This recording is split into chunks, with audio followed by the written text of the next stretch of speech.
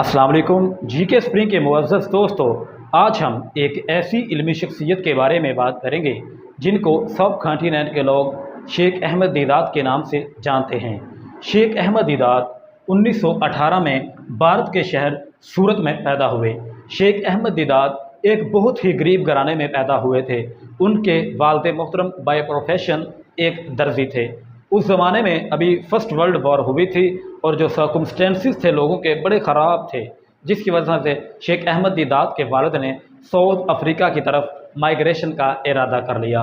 और शेख अहमद दीदात 3 या 4 बरस के थे तो उनके वालिद मोहतरम ने साउथ अफ्रीका की तरफ सफ़र शुरू कर दिया और उन्होंने साउथ अफ्रीका के शहर वेरोलम, जो कि एक उनका सूबा है, क्वाज़ुलु नेटाल, उसमें वाक़या है। महात्मा गांधी भी वहीं से तालीम हासिल करके इंडिया आए थे।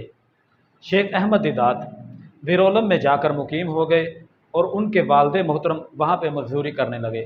शेख अहमद दीदात अभी स्टैंडर्ड 6 में थे कि उनके वालिद मोहतरम इंतकाल कर गए। शेख अहमद दीदात के जो सर्कमस्टेंसेस थे वो बड़े नासाजगार हो गए। उनके लिए तालीम को जारी रखना बड़ा मुश्किल हो गया। उसके बाद स्टैंडर्ड 6 में उन्होंने अपनी तालीम को खैर आबाद कह दिया। अपनी तालीम को खैर आबाद करने के बाद वेरोलम में एक फ़र्नीचर की शॉप थी, वहाँ पे उन्होंने काम करने का इरादा किया और वहाँ पे जाके एज अ सेलमैन काम करने लगे। शेख अहमद दीदात अपने घर का सिस्टम चला रहे थे कि वहाँ पे जो फर्नीचर की शॉप थी उसकी बैक साइड पे एक क्रिश्चियन मिशनरी का स्कूल था, जहाँ पे छोटे छोटे क्रिश्चियन बच्चों को ट्रेन किया जाता था कि आपने इस्लाम और जो यहूदियत है इसके ख़िलाफ़ किस तरह हर्जा सराई करनी है। शेख अहमद दीदात भी उन बच्चों के साथ कभी कभी बैठते उठते थे तो वो उन तरह तरह के एतराज़ात करते इस्लाम के ऊपर कि आपके प्रॉफिट मोहम्मद की इतनी बीवियाँ थी, आपके कुरान में हज़रत ईसा का ज़िक्र ज़्यादा मरतबा आया है बानिस्बत मोहम्मद की। वो इस तरह तरह के सवालात करते, क्योंकि शेख अहमद दीदात अभी बच्चे थे तो उनको ये सवालात बड़े कन्फ्यूज़ करते थे। शेख अहमद दीदात ने सोचा कि मुझको भी कोई मुताला करना चाहिए ताकि मैं भी इनसे बात कर सकूं। उस ज़माने में शेख अहमद दीदात खुद बताते हैं 1935 में 1935 में शेख अहमद दीदात ने जो उनकी पे थी फर्नीचर शॉप पे, उसकी जो हाफ पे थी उससे एक कॉपी कुरान की खरीदी और एक क्रिश्चियन बाइबल की। उस कॉपी को खरीद कर उन्होंने उसका मुताला करना शुरू कर दिया। उस मुताला के दौरान उनके हाथ एक किताब लिखी, ट्रूथ रिवील्ड, यानी इजहारुल हक, जो मौलाना रहमतुल्लाह किरानवी जो सब कॉन्टिनेंट के एक बहुत बड़े आलम दीन थे उन्होंने लिखी थी। शेख अहमद दीदात कहते हैं कि ट्रूथ रिवील्ड को पढ़ने के बाद मैं क्रिश्चियन मिशनरीज और बड़े बड़े पोप जो हैं, प्रीस्ट हैं, उनके मद्दे मुकाबल खड़ा होने के काबिल हो गया। शेख अहमद दीदात इसी तरह मुख्तलिफ़ इलाकों में जाते और इस्लाम की प्रोपागेशन किया करते थे और जो क्रिश्चियन प्रीस्ट थे उनके साथ भी छोटे मोटे डिबेट में हिस्सा लेने लगे। फिर शेख अहमद दीदात ने 1947 में जब पाकिस्तान और इंडिया अलग-अलग हो गए तो पाकिस्तान आने का इरादा कर लिया। वो पाकिस्तान आ गए, कराची में 3 साल रहे, लेकिन उनको यहाँ के कोई हालात अच्छे महसूस ना हुए, जिसकी वजह से उन्होंने दोबारा साउथ अफ्रीका जाने का इरादा कर लिया। वो साउथ अफ्रीका वापस पहुँचे और मुकम्मल तौर पर प्रोफेशनली उन्होंने जो कंपैरेटिव स्टडी थी उसको अपना लिया और इस्लाम का मुताला करने लगे। इस तरह मुख्तलिफ़ किताबों को ख़रीदते, उनकी तालीम हासिल करते और क्रिश्चियंस के साथ डिबेट करते थे। शेख अहमद दीदात ने अपना पहला लेक्चर डरबन की एक जामिया मस्जिद में 15 लोगों के सामने प्रॉफिट मोहम्मद के अनवान से दिया, जो लोगों के लिए बड़ा इम्प्रेसिव था। और शेख अहमद दीदात ने भी महसूस किया कि इस काम में मैं आगे जा सकता हूँ, तो उन्होंने प्रोफेशनली इस काम को पकड़ा और इस पर काम करने लगे।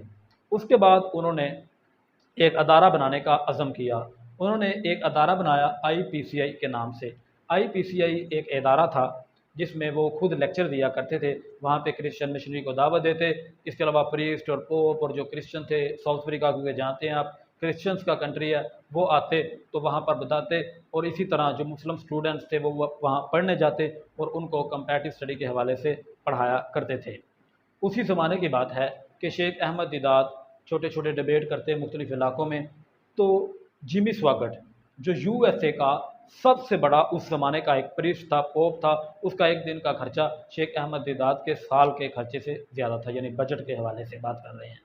उसने जब शेख अहमद दीदात को कहा कि आप अमेरिका में आकर मुझसे डिबेट करें, तो शेख अहमद दीदात के पास उस वक़्त सिर्फ इतने पैसे थे कि वो साउथ अफ्रीका जा सकते थे और उनकी कोई टीम भी साथ नहीं थी। कुछ लोगों ने रोका, लेकिन उन्होंने कहा कि अल्लाह ताला मुझको इंशाल्लाह नाकाबिले शिकस्त ही रखेगा। वो वहाँ पर गए। जिमी स्वागट के साथ उनका पब्लिक हॉल में बहुत बड़ा डिबेट हुआ। बड़े बड़े लोग आए, क्रिश्चियन पोप थे जो। तो शेख अहमद दिदात ने उस लेक्चर में, क्योंकि वो बताते खुद Catholic Bible, Protestant Bible, James version, हर तरह की Old Testament, New Testament, Talmud का मुताला कर चुके थे। हत्ता कि वो हिस्टोरिकली एक एक वर्स को जानते थे कि ये एग्जिस्टेंस में कैसे आई। तो जिमी स्वागट के सामने उन्होंने कुछ ऐसे सवालात पोस्ट किए कि जिमी स्वागट के कभी सुने नहीं थे और उसने कभी कंसीडर नहीं किए थे कि ये इतना बड़ा दाई है और इसको ऐसी चीज़ें मालूम हैं। शेख अहमद दीदात की जब उन्होंने उससे डिबेट किया तो वो लाजवाब हो गया और सवालों के जवाब ना दे सका। इस वक्त शेख अहमद दीदात पूरी दुनिया में मशहूर हो चुके कि इस्लाम के डिफेंडर के तौर पर। जब उनकी इस काबिलियत को देखा मुख्तलिफ लोगों ने, तो वहाँ पर स्विट्ज़रलैंड में, जनेवा में, यूरोपियन कंट्रीज़ में उन्होंने दौरे करने शुरू कर दिए। उसके बाद सऊदी अरब ने इस्लामी दुनिया का सबसे बड़ा अवार्ड, शाह फैसल अवार्ड देने का इरादा कर लिया। उनको ये अवार्ड दिया गया और जिसकी वजह से उनको इसकी काफ़ी एक बड़ी अच्छी रकम होती है।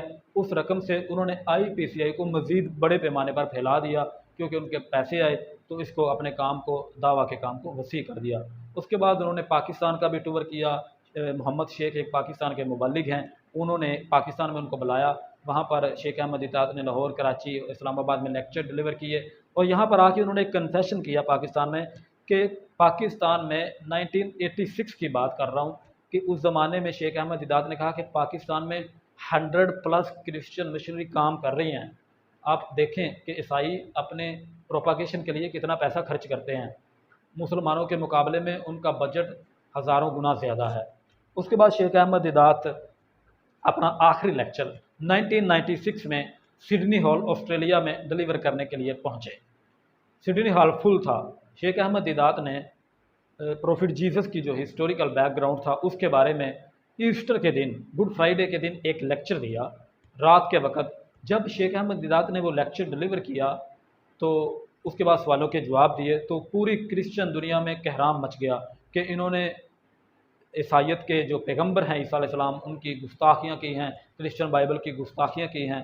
सुबह जो अखबारें थी उन पर खबर चुकी कि एक मुस्लिम एवेंजलिस्ट ने क्रिश्चियनिटी को एक रात में तबाह कर दिया। मुख्तलिफ अखबारों में मुख्तलिफ न्यूज़ थी, मुख्तलिफ TV शोज़ पर सुबह उनको बुलाया गया, लेकिन ख़तरा महसूस होने की वजह से वो जल्दी अगले दिन साउथ अफ्रीका की तरफ निकल गए और IPCI में जाकर काम करने लगे।